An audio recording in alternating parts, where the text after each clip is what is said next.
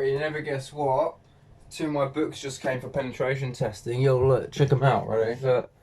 I've got advanced penetration testing with Kali Linux and penetration testing as well. So, yeah, they just came, so it's great.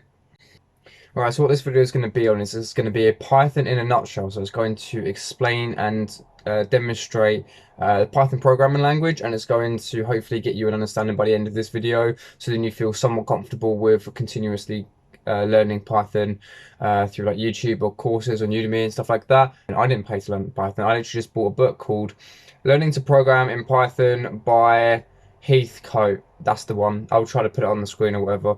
But yeah, that's the one that I learnt. That's the one I read to learn Python. So feel free, you can always learn program languages for free online. You shouldn't always have to pay unless you feel like it's actually going to be worth it. Yeah, so let's just hop straight into my desktop. Okay, so straight off, start from the back, we want to make, this is an IDE, this is an integrated development environment. This is what you use to program in programming languages. So for example, we're going to be using Python today. So an IDE allows coding pretty much. So what we're going to do is we're going to make some spaces here. We're just clicking enter a bunch of times. Alright, now we've got space to actually code. So what we're going to do first is we're actually going to go over the print statement. So the print statement outputs a display of text that you decide to display. So print, and then you open brackets and then open quotation marks for what you want to say. And then let's just say hello world. Alright, so now once we've said hello world, we can then save it and then run it, and it will display hello world down here. So what we can do then is we can also just change things around a bit. So we can use like single quotes as well, but there has to be an open bracket and a quote, and then a closed bracket and an end quote as well. Save, go, same thing as well. So what we can do now is we can actually introduce data types. So data types are just a way to format the data that is given. So we've got a few primitive ones. So we've got string, integer, and float. So let's just talk about variables, and then we can incorporate data types. So variables basically store values that you can use later on in your program. So how we do that is we can go variable1 or var1 equals, so this is an assignment value.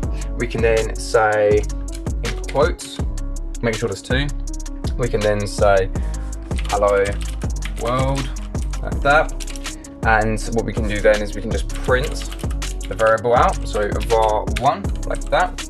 And then if we save it and then run it, it prints hello world because it calls this, which means this. What we can do actually is we can then make it a string. It's already a string, but we can make it a string. String is just a collection of characters, so think of it as like a sentence. Save, run, same thing. What happens if we did integer? So we can do int for integer, save, run. It doesn't work because it's actually a string. So if we've decided to change this for a number, so let's say variable 1 is 7, if we make it an integer of 7, we can then save, run it, and it comes out as 7. This allows different ways to manipulate your Python program into dealing with different data types. We can also do float as well. So let's say this is actually 1.7. So a float is just a decimal number. So if we try to print this now, it'll work. But if we try to also assign it to a float value, it would also work as well. As you can see down here, boom. Right. So far we've covered what an IDE is, we've covered the print statement, data types, and variables. Now it's time to go over a bit of BidMaths, also known as mathematical operators. So you can do simple things in Python. So 2 plus 2, you can then save and print it, and there you go, there's 4. You can also do 2 times 2, which is the asterisk star, shift 8, and then save, run, then you get 4, because 2 times 2 is 4. You can then also do, for example, 2 minus 2, which will equal 0. There you go. And you can also do things like divide. So 9 divided by 3. This sign here, that is a divide sign, just like how this one was a multiply. So then we can save and run it, and then we'll get 3.0. This is a float. So what we can do then is we can also do to the power of. So we can do 2, and then 2 multiply signs is to the power of, and then we can go, for example, 4, save, run, and then we get 16. So now we cover bid mass, I want to go over using them in variables. So we can simply just do var2, for example, make a variable 2, and then we can say, for example, 2 plus 2. So this print statement is going to call variable 2. What is variable 2? Well, 2 plus 2. So we can then run it and then we'll get 4. There you go. And then we could do this for the rest of them as well. We can actually also use parentheses to add. So we can go like this, and then plus, and then like this. And then we can go 2 plus 2, and then 2 times 2. Save, run, and then it'll print out 8 because it's both of these operators added together. Right, now I want to go over user input. So user input allows the user to type in values that can change the outcome of the program.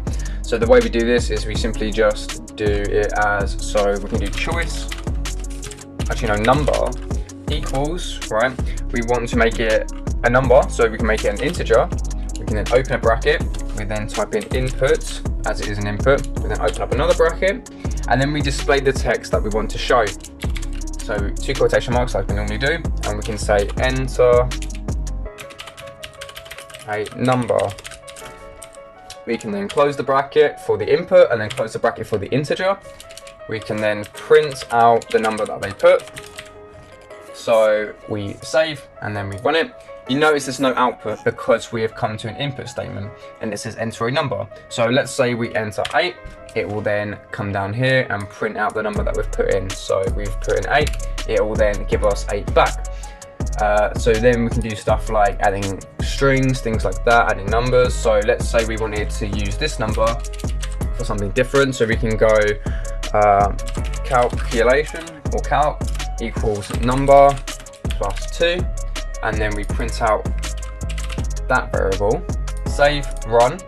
Now what happens is if we enter something like 10, it will then add 2 onto it and then print it out. So as you can see, 12 gets given back. So that is pretty much user input. And then now what we can now do is go over conditional statements. So conditional statements change the flow of a program. It can be if, elif, or else. There's also a few others like finally and try and except, but those aren't necessarily, those are used, but they're not used for this video. So what we can do is we can actually say if number equals, so 1 equal sign is to assign a value, 2 equal sign is to compare a value. So we can say if the number entered is equal to, this is what these two mean, they mean equal to, are equal to, let's say 8, okay, we then put a colon and then we click enter. Now you can see there's an indentation, this means that we're going to be inside the if loop. And if that happens, then let's say we print a message that says you entered the value 8. So print you entered 8.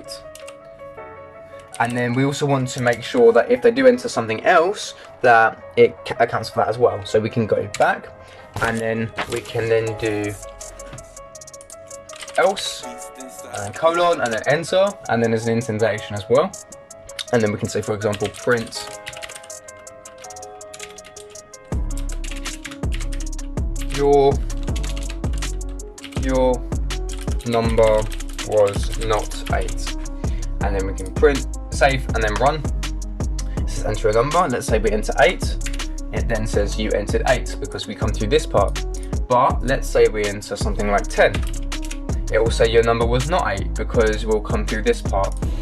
So it goes in order. It goes from this if statement into this else statement. So if it doesn't satisfy this requirement, it'll go through this one.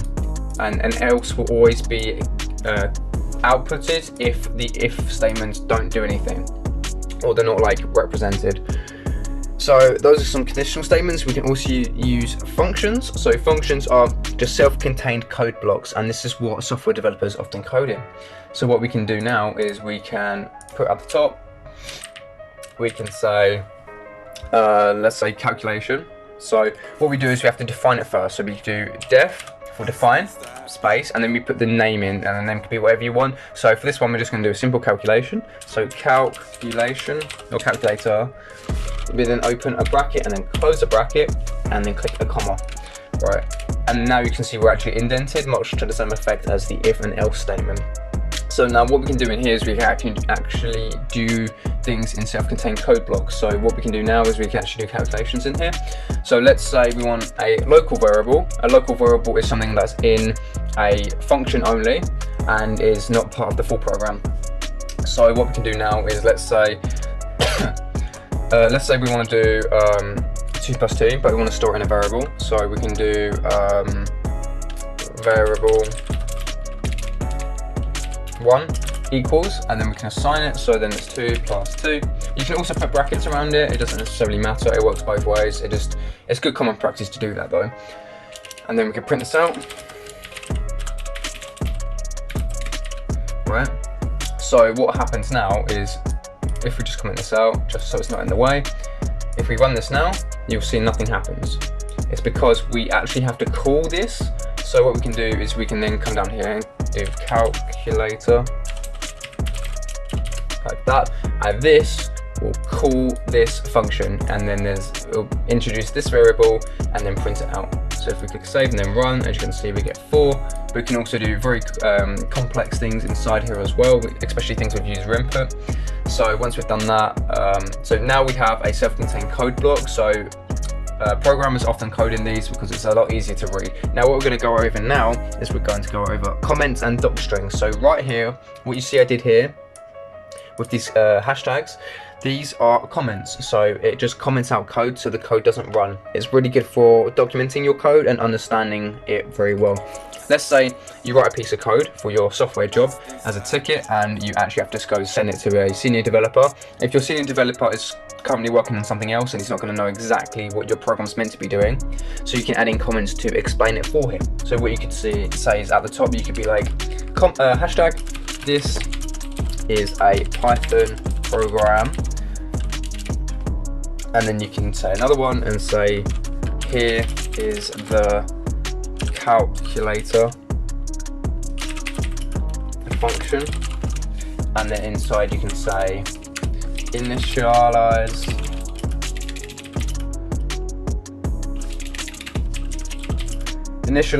variable 1, and then output the value.